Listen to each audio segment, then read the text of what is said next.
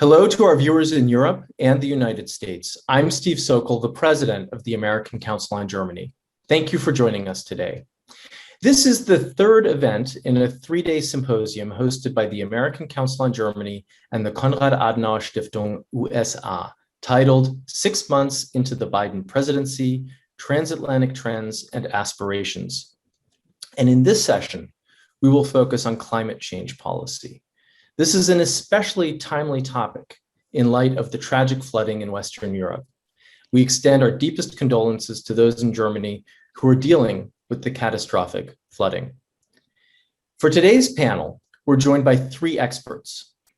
Dr. Camilla Bausch is the scientific and executive director of the Ecologic Institute in Berlin. Her main fields of research are environmental, climate, and energy policy, and she's been a member of the German delegation to the UN climate negotiations. Herzlich willkommen. Samantha Gross directs the Energy, Security, and Climate Initiative at the Brookings Institution in Washington, D.C., where she's also a fellow. Earlier in her career, she served as the director of the Office of International Climate and Clean Energy at the U.S. Department of Energy. Samantha, thanks so much for joining us. And to lead us through today's discussion, we're joined by Dr. Mehling. He is the Deputy Director of the Center for Energy and Environmental Policy Research at the Massachusetts Institute of Technology. In recent years, his research interests have included the energy and climate policy of the European Union, as well as the effects of the German energy transition, or Energiewende. And I can hardly think of a better person to navigate us through what's going on in Europe, and specifically in Germany, and in the United States than Michael.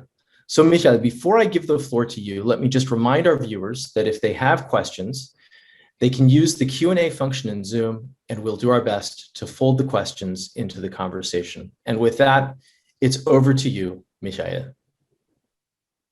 Thank you very much, Stephen. Thank you to the American Council of Germany. Thank you to Konrad Adenauer Stiftung, of course, for organizing this session on a very, very important topic. And I couldn't imagine a better time, because we're really at this moment, the insiders, those who observe and have worked on climate policy for many years, all I think agree it's a transformational time on both sides of the Atlantic for the pace, for the scale, for the depth of climate policy. But there's also huge challenges. And as you just mentioned in reference, the impacts of climate change that we are witnessing, scientific quibbles about causality and attribution aside, we do know that there are changes that are caused by climate change, intensity of events, and not just in Germany, but of course also just a few weeks earlier and still ongoing in the United States as well.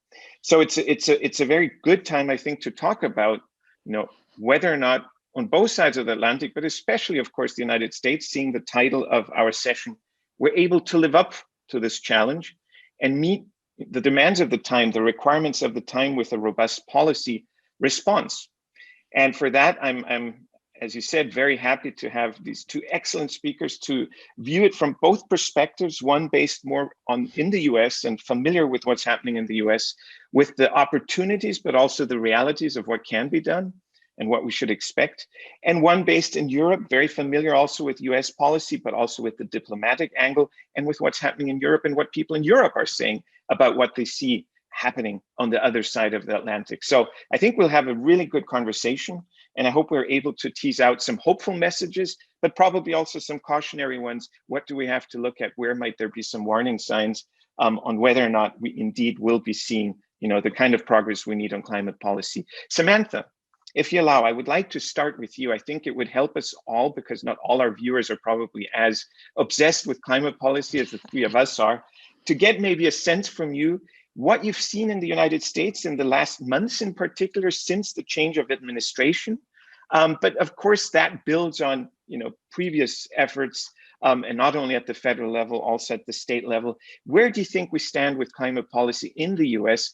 Going back, harkening back to the title of the session, what would you say about, is the United States moving forward as a credible leader on this topic?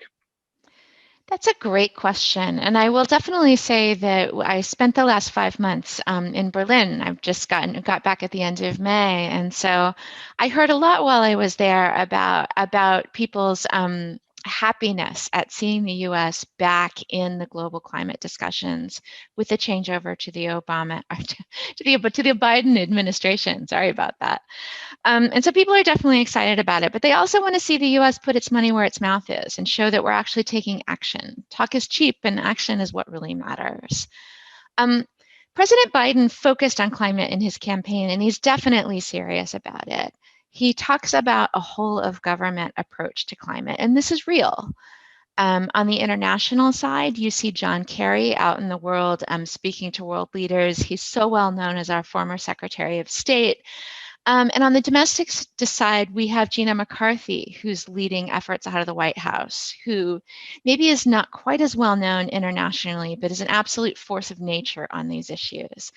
And so with the leadership of those two, and underneath them, there are terrific people in all levels of government, including places where we think a bit less about climate policy.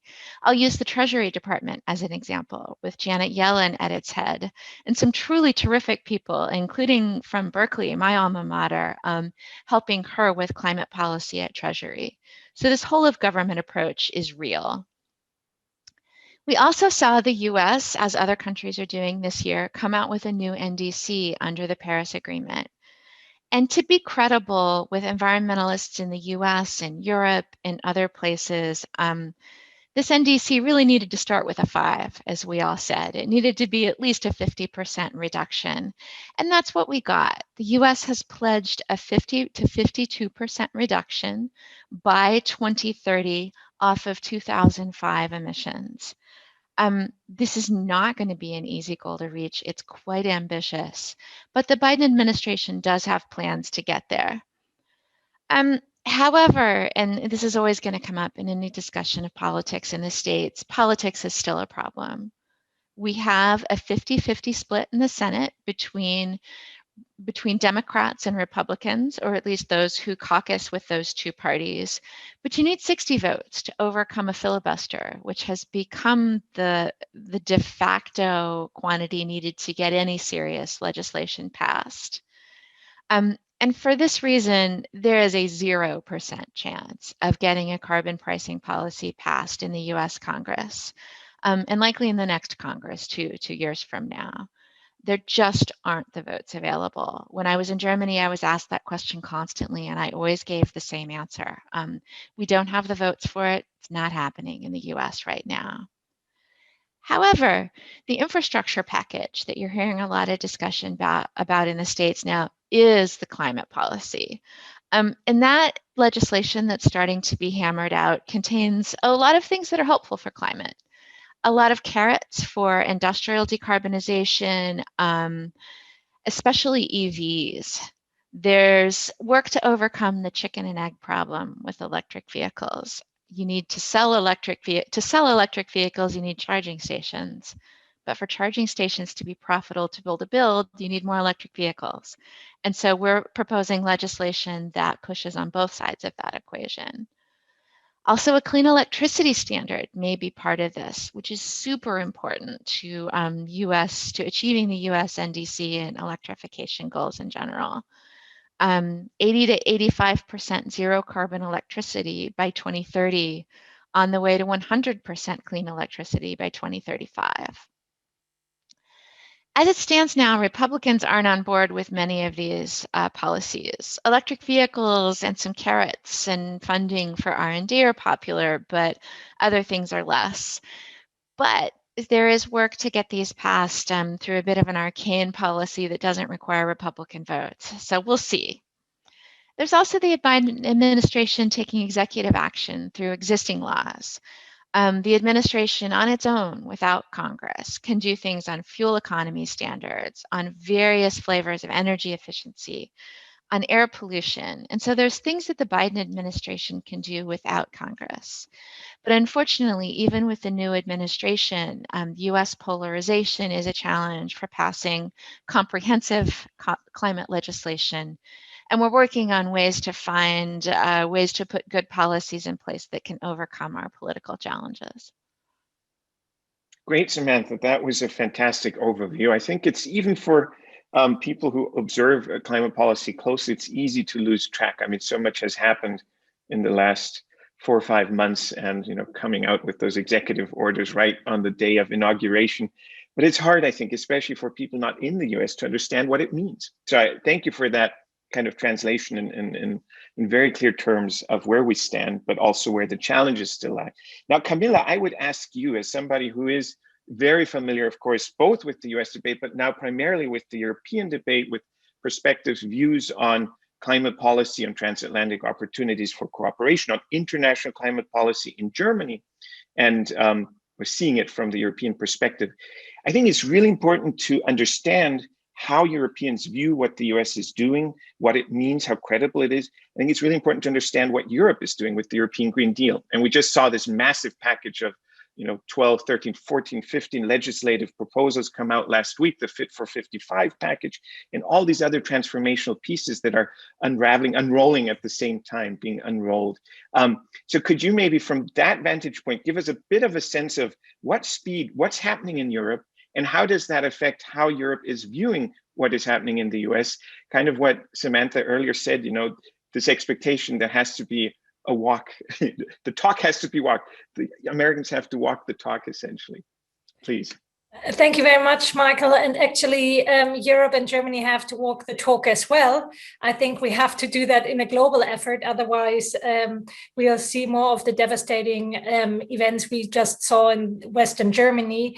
And we don't want that, obviously. So in Europe, let me maybe just outline quickly what's happening in Europe and Germany before I come to the perspective from a European perspective to what is happening in the US.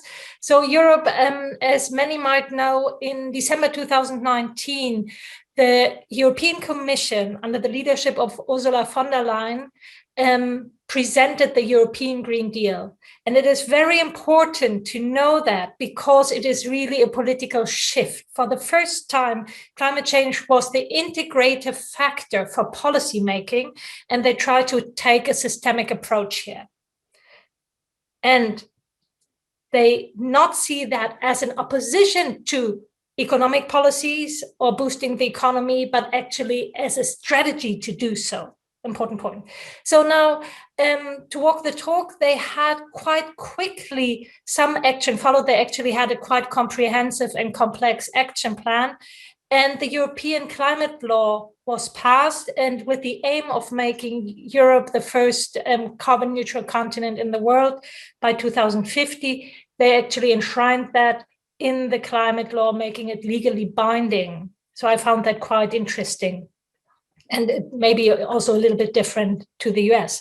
Furthermore, for the 2030 target, which was already 40% reduction compared to 1990 levels, they enhanced that to at least 55% compared to the 1990 levels. And they built that on an impact assessment and on a public consultation. So with this 55% in mind, they now tabled last week on 14th of July, Michael, what you've just mentioned, the Fit for 55 package. And that is a quite comprehensive package, hundreds of pages, and it will take a while to push through. But just to mention a few points which are in there, and it is a mix of policy and legislative approaches. It is a strengthening of the emissions trading scheme. It is a broadening of the emissions trading scheme. It will have increased targets for renewable energy, a faster rollout of low emission transport modes, and actually also measures to prevent carbon leakage. So now that is happening at the EU level. It will take a while to be implemented, but I think there is some really tangible results on the table. In Germany, the dynamic is also quite breathtaking over the last few months, particular, because on 29th of April, our constitutional court ruled that the existing climate law is not constitutional, not taking into account freedoms we will have to defend in the future. quite interesting, very new approach. I actually, if you want to post a link to a quick presentation of this in the chat later on. And reacting to this new constitutional court decision, the government put forward on 12th of May, that was record speed, a new law having 65% emission reduction goal by 2030 instead of 55, and actually 88% by 2040. And by 2045, we want to become carbon neutral. Now, I won't be able to go into details, but also the details have to be spelled out by the future government, because we are right in the middle of an election campaign on 26th of September. A new government will be voted for. And interestingly enough, right now, the Green Party running also on a climate ticket gained 10% in current polls as compared to the last election. Now, from this position, how do we see the US leadership? Just a minute or two. The leadership is welcome. It was greatly missed. So thank you. It's great to have a partner back. It's great that the US moved back to fact-based policymaking, that science is not evil anymore. It's great to have the US be back also engaging in multilateralism. And on climate, great to have such an experienced and credible team, as Samantha just pointed out. It's great to have the US back in the Paris Agreement. And actually, it was also great to see that Biden, as one of his first big events, pulled off an international climate summit. Now, for leadership to be convincing and credible, also in the international realm, however, you also need specific and concrete action on the ground in the US. And I think there more is to be expected and is expected. And sector specific and tangible. And here it's also the question, how reliable will that be over time? Will the US be able to pull that off despite a split within the political system over the issue of climate protection? At international level, maybe with a view to the Glasgow Climate COP, so the big international COP, probably next to being ambitious and credible at home, climate finance will be a key issue, and probably also finding a way with China. Despite the tensions you have, if we remember in 2014, the US-China alliance was crucial to give way, to actually pave the way for the Paris Agreement. So we will need the US and China actually not fighting over this, but going in the same direction. So there will be something. And I think after these painful years, from a climate perspective, under the Trump leadership, it's good to be back on cooperative international leadership with the US. Thank you. Thank you, Camilla.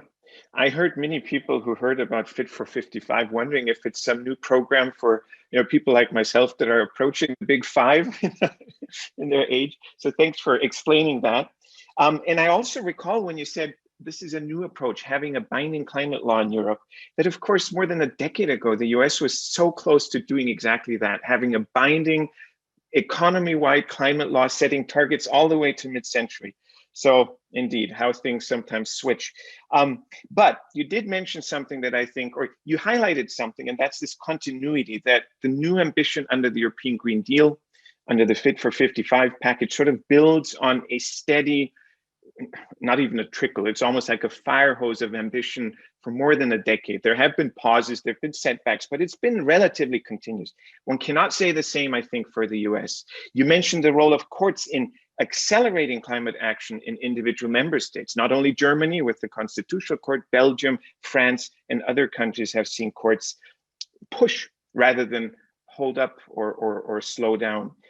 Samantha, back to you. You mentioned some of the obstacles, the politics being challenging, but I would maybe bring up sort of this question also that Camilla raised about this expectation. Will there be durability, reliability, predictability in US climate policy beyond the next election cycle?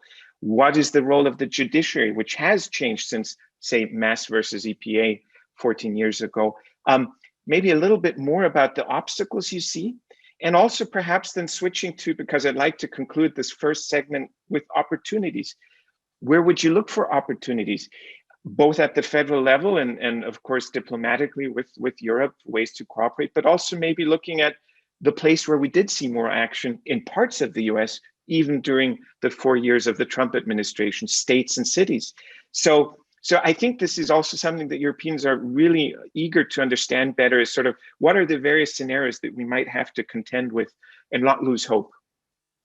Sure. On the issue of the continuity of policies, I mean, we have every reason to be concerned about policy continuity. I mean, if the Europeans are like, yeah, we've seen this movie before and we don't like the way it ends, I can't blame them for that. That's entirely true that the U.S. hasn't been a reliable partner. And I think the Biden administration is thinking a lot about this.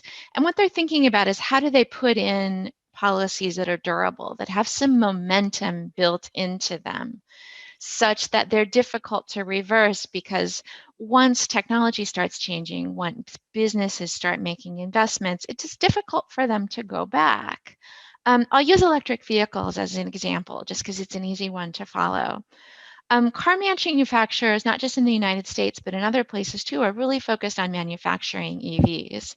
And a number of countries are focused on phasing out internal combustion engines by a certain date. California in the United States is in that boat as well. And so you see manufacturers focused on making these vehicles. You see consumers getting more interested in buying them, and you see the current administration focused on building out the infrastructure such that these vehicles are easier and more practical to own. As that moves forward, that will be quite difficult for a new presidential administration, if we have one in 4 years, to undo. At that point, it becomes the norm. It has momentum of its own. And I think the Biden administration is thinking about that in many industries, thinking about putting in place a clean electricity standard that is difficult to undo. And also, renewables are inexpensive. And as backup for renewables gets cheaper, that also develops some momentum of its own. Another thing that is maybe a little more hopeful thinking on my part, but allow me a little bit, and that is, it is difficult for businesses to make investment decisions in an environment where a fundamental policy changes every 4 or 8 years. It's not an easy policy to operate in. So I hope that pro-business politicians, of which many should be, that they make the world go around, understand that we need more durable policy in order for businesses to make long-term decisions. And so that's a place where I think the business community could help move policy along by saying, look, we want to understand where the world is going. We're making investments. We need you to work with us rather than at cross purposes as we move towards the future, and try to keep the United States competitive in a global environment that's changing, that's focused on lower carbon and lower carbon industries. And so I think that's really important. Just a quick comment on the Fit for 55 plan, which I do think sounds a bit like a diet and exercise plan. I agree with you. But the carbon border adjustment mechanism is something that's been raising some concerns in the United States, and I think rightly so. And I think there were things to like and things to be concerned about in the CBAM as it was proposed. Things to like is that the phase-in takes time. Not really starting to charge those fees until 2025 and then phasing them in until 2035. Things perhaps to be a bit more concerned about is that it only takes into account policies that directly price carbon and not indirect policies and an indirect carbon price that might be embodied in that policy. I think it'll be really interesting to see how that plays out with the United States, with the World Trade Organization. I think the United States really likes the idea of the policy and understands its merits, but is concerned that because of policy and political differences between the US and the EU, that things might get a little crosswise. So I'm happy to see the longer implementation time, just because it gives us in the United States time to get it right and time to learn how to work with it. And so I'm kind of hopeful about what I saw there. Additional opportunities. I'm excited about things that the United States and Europe obviously share and should clearly work together on them. Research for low carbon technologies is a very clear one. We have terrific research institutions in the United States, as does the EU. And there are areas where it's just a no-brainer to work together. Decarbonizing difficult industries like steel, cement, chemicals, hydrogen production. Those are areas where it's just obvious that we should work together. And I very much agree on the financing question that Camilla brought up. A really important thing towards reaching our global climate goals will be providing financing to developing and poorer nations. And not just in terms of grants, in terms of supporting the multilateral development banks that provide so much funding. And even in even less concessional funding. If you think about a country like India, where they're making significant investments in green energy, but the interest rates that they have to pay on those projects are very high. They're profitable. The interest rates are just challenging. If the developed world can help buy down those interest rates or help take on some of those tail risks that are making those interest rates so high, foreign exchange risk, policy risk, that's an area where we in the wealthier world can do a lot of good and really leverage private finance. So that's something I'm excited about. And I totally agree with Dr. Mehling's comment about the states. They've really been laboratories of innovation in the United States over the past few years. And the reason why there wasn't a perfectly United States shaped hole in international climate action. California, New York, and others have really taken steps forward. And I think what you may see is some of those innovations as those states show that policies are they're popular, they work, they're achieving their aims without destroying the economy, as some on the right like to say, that you may see those policies adopted at the federal level or at least spread among states. And that's something that I think the international community can engage with beyond the federal government and take advantage of that laboratory of democracy idea that we have in US states. So I think there's a lot there going on to be excited about, and I think we can all be excited if we learn from each other, including the subnationals, and see some of those policies spread. Wonderful. Samantha, thank you, and very eloquent. I really like some of your ways of describing it and phrasing it. Like the fact that US absence in climate policy was not exactly shaped like the national map. What I take away from that, though, is that it looks like the approaches will be different. They really will be different. And I think any Europeans that looked at the Biden plan on climate change when it came out in 2019 will have remarked on what a focus on technology innovation, technology diffusion is in it. But I sort of now hearing you, understand that there's also a link there. Innovation cannot be undone. The next administration cannot make renewables significantly more expensive, at least not the technology per se, maybe the regulatory and planning process, but not the technology. So there's probably more method to that than many thought it was just sort of a cop-out. That is not true. But Camilla, maybe if you would like to react to what Samantha was describing, your thoughts on that, how you see that panning out, how you see the opportunities. And I know that you've also been following closely, including with the work of Ecologic and its transatlantic program, many of the activities that have been launched from the European side in particular, reaching out and creating institutionalized fora to have some form of cooperation on climate and energy. I'd be curious to hear a bit more about what's going on there. Thank you very much, and thank you also, Samantha, for your remarks. I react to a few of them and add a little bit. One, on making things so they cannot be changed back. I thought it was very clever in Germany when they drafted the renewable energy bill. It actually allowed private enterprises, private people to invest in renewables, and it expanded in the market, which was up to that date really quite set in stone. And suddenly the big incumbents lost a lot of their market share because of this. And then suddenly you had constituencies who actually made a living on that and actually also lobbied for strengthening that. They had jobs there, they had money coming out of this business. So that was really interesting, pushing us to high percentages of renewable power, which was thought to be impossible at the beginning of the century. So quite interesting, and hopefully that will happen with EVs and with a big tailwind by the government. Maybe on your question, Michael, so what is there as institutional cooperation sphere? I mean, one thing, probably you all read it in the news, Chancellor Merkel just visited President Biden and the US. So, and they agreed there on a climate and energy partnership that is a government-to-government dialogue. This hasn't been there before. There was the transatlantic climate bridge, which will continue, which got just reinforced from the German side, which is aiming at subnational players, at civil society, at business, and that is important to create this cooperation here on a transatlantic level and get quicker, better together.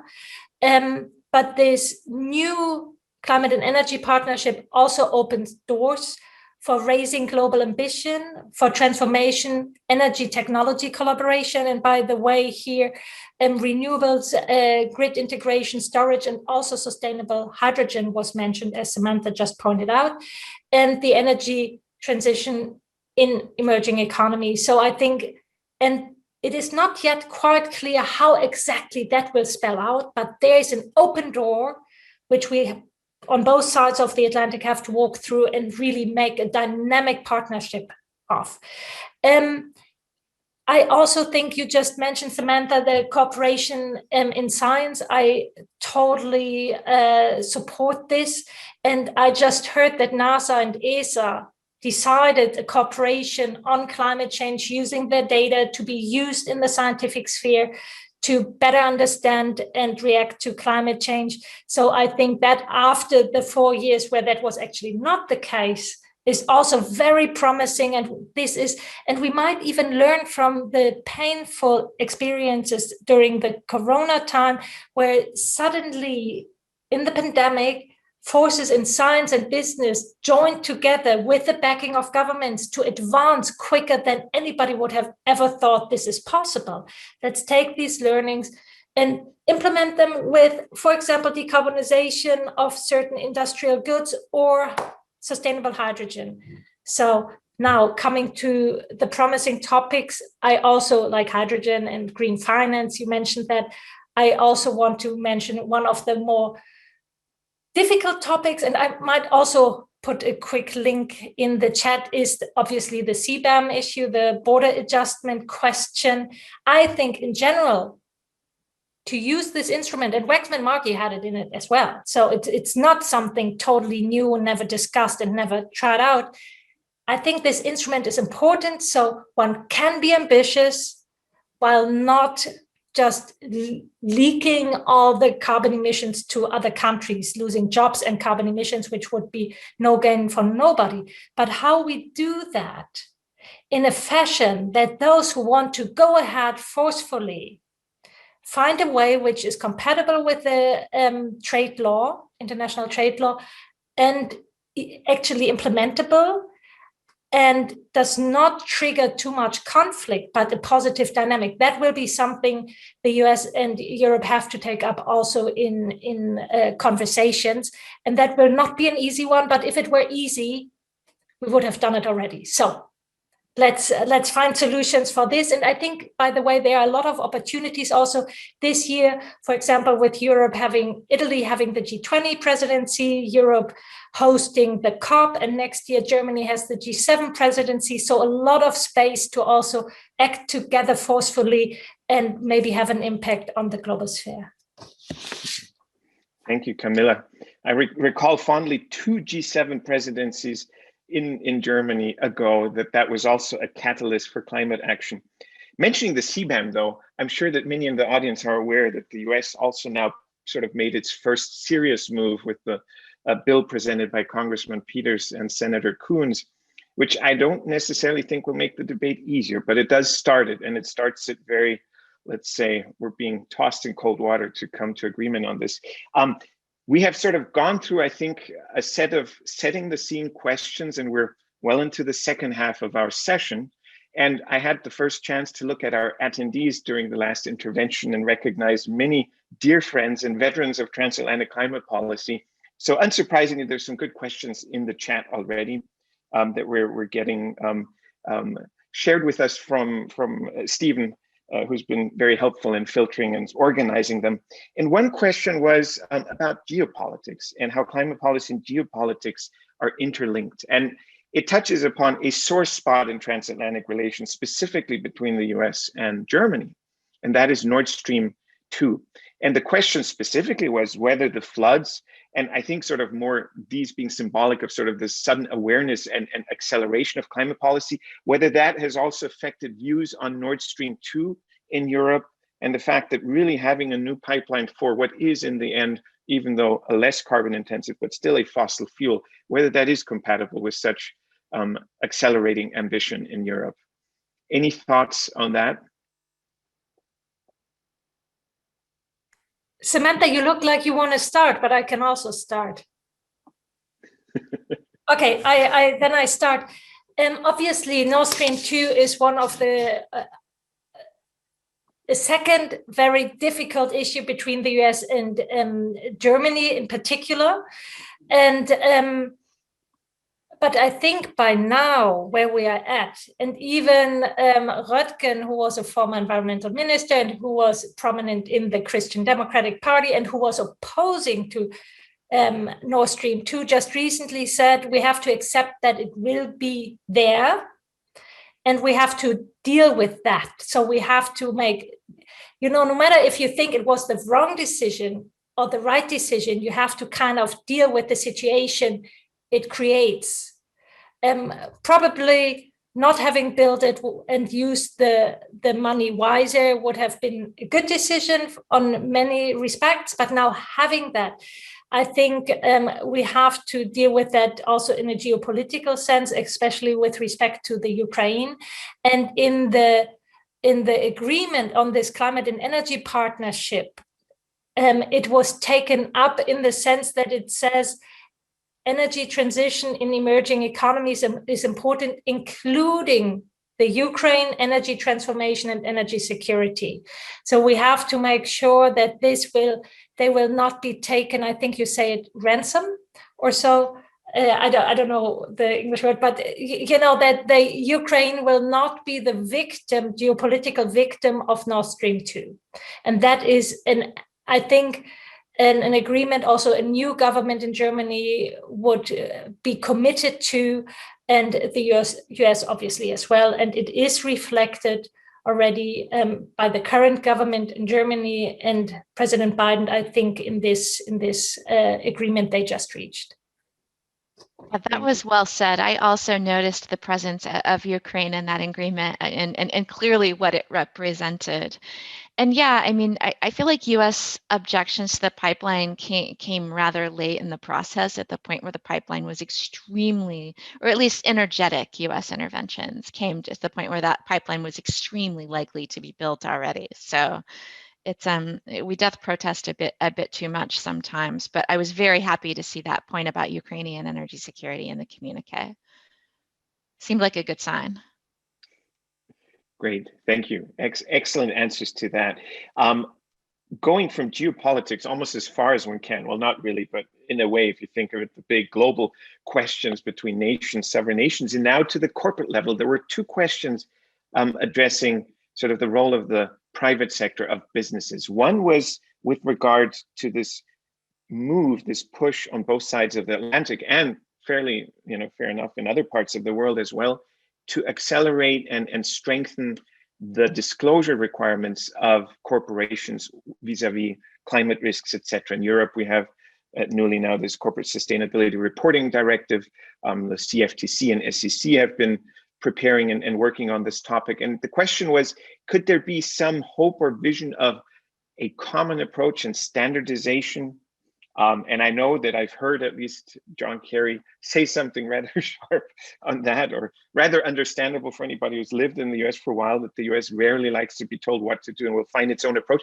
But still, I'd be curious if you think that there is maybe a perspective for closer cooperation. And the second question was, I think, sort of more immediate, and thinking about if the corporate sector, if the private sector can play a salutary role in climate policy by pushing for progress, how can one engage with the private sector? How can one help them lobby for the right things, as opposed to, as so often in the past, sort of for going slow on climate policy? Tricky question. I've never really thought about that. Yeah, those are interesting questions. I can start out with the disclosure requirement question. I love the disclosure requirement idea, frankly, because the private sector is where the money is, frankly. We think a lot about government spending and what governments are going to do, but the private sector spending is really what we need. And there's a lot of money out there right now, frankly, looking for good returns, given the low interest rate environment that we have after COVID. And so this is really an opportunity. And so the disclosure requirements are wonderful. The thing that I would like to see about them is I want to see some consistency in approach. So if an investor is looking across different kinds of securities, that they can have some comparability, that when they look at disclosures, they can learn something from them and also understand how one security might compare to another on different metrics. And so that's something I'd very much like to see. And in that way, I think there is some hope for a common approach on either side of the Atlantic on what kinds of disclosures we should see and some measure of comparability.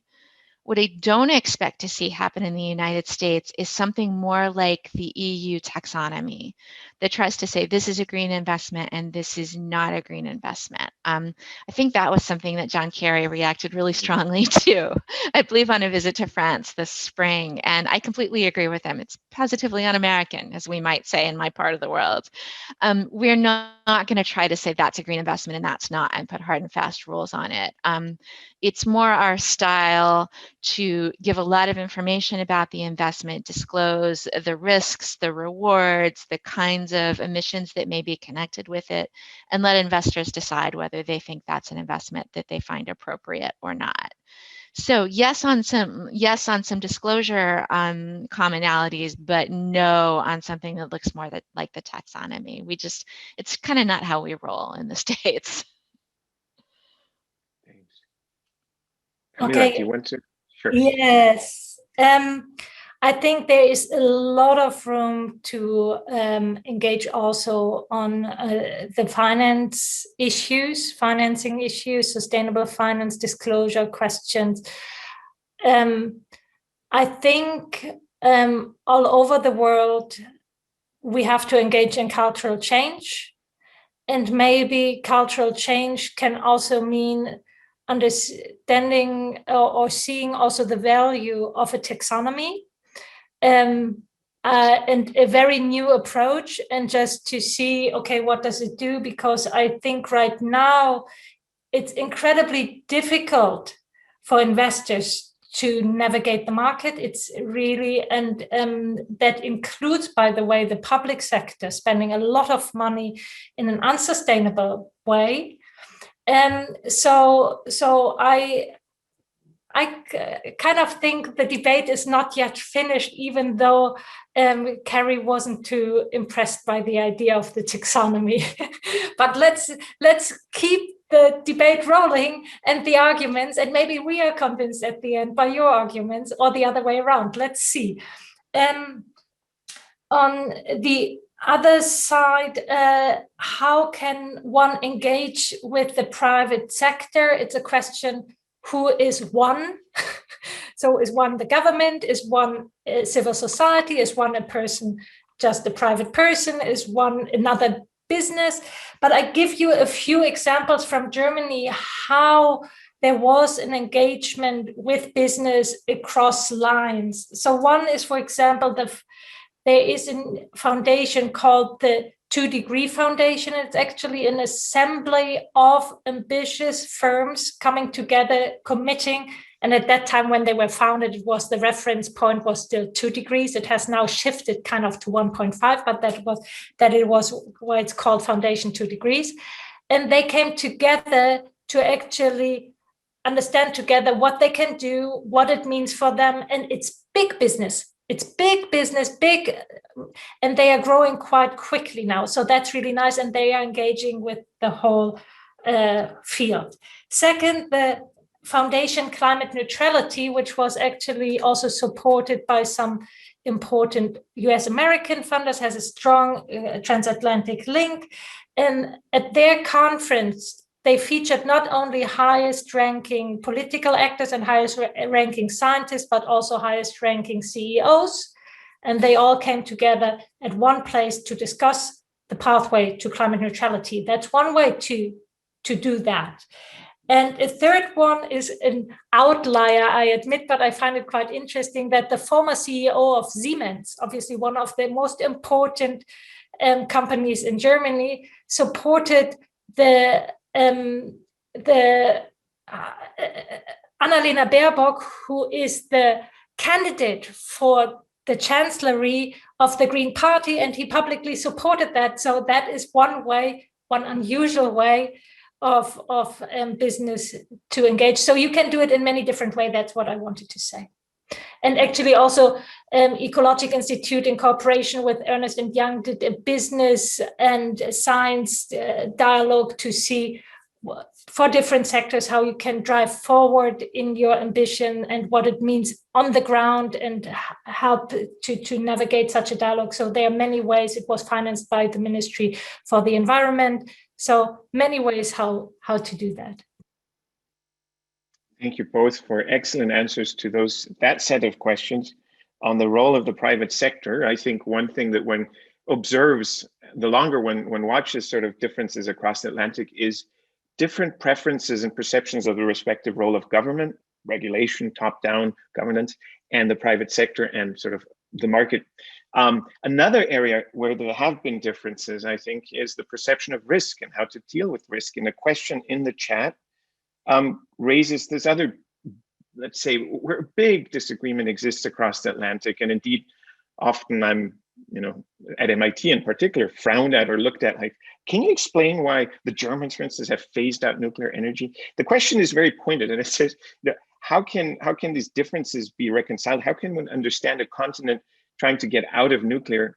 And in some cases, and I think it's true to say in some cases, at least at the margin, having to increase fossil fuel generation in order to do so when the overarching target is to decarbonize. And I, of course, know that the debate is much deeper and much more nuanced than that. But still, I think it's worth having a quick take from both of you if you'd care. Shall I go first? Yeah, okay. It's really interesting. Good old Europe is committed, at least in the framing, to a precautionary principle. You have to be careful. And they had in the 1980s, 1986, the Chernobyl experience. And Germany and the whole of Europe was strongly affected by it, with the nuclear cloud going over it. I think it's different than 3 Mile Island in the US or so. We had a really painful nuclear experience. And that, I think, makes the approach very different. And I find it quite interesting that for those of you who watch Netflix and might be interested, there's this film by Attenborough who pointed out that this might have been the most expensive accident ever in human history. So if you look at the cost incurred by one of these accidents, that's immense. And we are densely populated in Germany. And in a densely populated situation, after also having seen what can happen in countries like, not like Ukraine, but like Japan, we decided that this is not a risk worth taking. I think that can be argued quite strongly. You can also look at the cost, by the way, and you can look at alternatives which exist and then make your math. But I know there is the debate over this issue, and I also see that there is not a common view all over Europe on this issue, and not across the Atlantic if you think Germany and the US. Fair to say, that is, by the way, one of the issues where I don't think we have to have a deep conversation on that. I think there are other issues which are more pressing where we can have more progress on short term than on nuclear plants, but that's just my personal view. Thank you. Yeah, I completely agree that a total agreement on this issue across the Atlantic is really not necessary. There are a lot of other things that we do agree on and can work together on. Yeah, the U.S. did not have the experience that the Japanese have had, or that folks in Europe had after the Fukushima accident. So there is opposition to nuclear in the United States, no question, but the real thing that is preventing new nuclear from being built in the United States today is cost. There were a couple of new nuclear projects under construction here in the United States, had terrible cost overruns. One of them, they just completely gave up and canceled the project, and the other is continuing, but at a great premium over its original cost. And will be interesting to see how all those cost overruns are paid. And so you're not going to see another large stick-built nuclear power plant here in the United States, period. No one's going to be willing to take on the financial risk, never mind environmental opinions one way or the other. The real debate here, well, there are two prongs of the debate here in the United States now. One of them is whether or not we should continue running existing nuclear plants. They are still our largest source of zero carbon electricity, and a great number of people, including me for the most part, are in favor of running those as long as they can be run safely. And that's a big if. And we still have issues with waste and what we're going to do with it here in the United States. But if we can run them safely, it's probably a good idea to do so in order to not deal with that carbon bump as we took them offline until we can catch up with renewables. The really big question is what we do going forward, and if nuclear has a place in our solution set going forward. And that's still very much an open question. There are some who are really excited about smaller modular nuclear plants that would be manufactured rather than stick-built on site. Thus, you would get some economies of scale. You could build them to be safer, to sort of fail into a lower energy state, to try to simplify that as much as I can. And there are some who are very optimistic about those and think that they will be an important part of our solution. There are others who are still concerned about waste issues, contamination issues, and honestly, whether they'll show up in time to be useful on the timeframes in which we're trying to decarbonize our economy. And those are some really open questions that are still under debate here in the United States. But I will say that we don't have nearly as strong of an anti-nuclear sentiment as I saw when I was in Germany, where the overwhelming public sentiment is no, this is a risk we don't believe in taking. But if we do see new nuclear in the United States, it will look very different from old nuclear. All environmental concerns aside, just because of economics, nobody's going to take the risk of building another one. Fair enough. Great. And I think very nuanced answers to what is often debated too polemically or too simplistically across the Atlantic. So wonderful. And I hope the person who asked the question is also happy with the response. We had one participant raise her hand for a while already, Janine Labush. And you are allowed to speak if you'd rather raise your question. You didn't enter it in the Q&A or chat, so we're hoping that maybe you would like to verbally deliver your question. If not, we'll have one final fallback question from my side. But let's see, Janine, can you unmute yourself and ask a question? Are you indeed intending to do so, or was the raised hand maybe a mistake? Give her a chance to find the unmute button. All right, maybe that was indeed. I've hit the raise hand button or the smiley button, any number of buttons by mistake myself. We're pretty close to the end of our time anyway, and I would ask maybe one last question to both of you, which can, really briefly, and that's of course 2.5 years more or less. 2 years now we've had international negotiations on hiatus. And it's been the first time in the 20+ years that we've had the international climate regime be in such a forced kind of standstill. And yet at the same time, there's huge challenges, huge issues that have to be addressed. The whole, now we're officially, the Paris Agreement has kicked in. There's certain provisions, the rule book on Article 6, but generally sort of this ambition ratcheting and preparing for the global stocktake under the Paris Agreement. And I'd be curious, do you have any thoughts about sort of what you expect out of COP26? Will it even happen? How can it happen? And what is the respective role of the US and Europe and transatlantic work together in making it a success in Glasgow in November? I can say a few words to start. I expect that the COP will happen. My fingers are crossed that we get sufficient vaccination, and perhaps maybe they have vaccination programs for delegates. And I think there are ways to make the COP happen, and I hope they do, because we've all been apart too long, and I think getting together to talk about this is really necessary right now. And I also think that folks in the UK and the European Union and the United States and other places are really focused on making the COP a success. And so I expect to see good actions there, but the things that I am looking for are multifold. We're seeing this ratcheting of ambitions, but what I want to see are more things like the efforts in the United States, the Fit for 55 plan in the EU. It's one thing to have an ambitious longer-term goal, and it's another thing to have nearer-term policies and a pathway to get there. And so I am hoping to see not just that ratcheting of goals, but more discussion about getting there and how we can work together to get there. And that leads into the second thing that I want to see more of, and that is climate finance. Again, all kinds of finance, everything from grants for least developed countries to more work through multilateral institutions to the kind of just simple de-risking to make profitable projects possible in different countries. If we see a lot of talk about that and some action taking place at the COP in Glasgow, I'll be pretty excited to see that. Those are the things I'm most concerned about. Great, thank you, Samantha. And Camilla? Thank you. Let me first look at, let's say, the road there.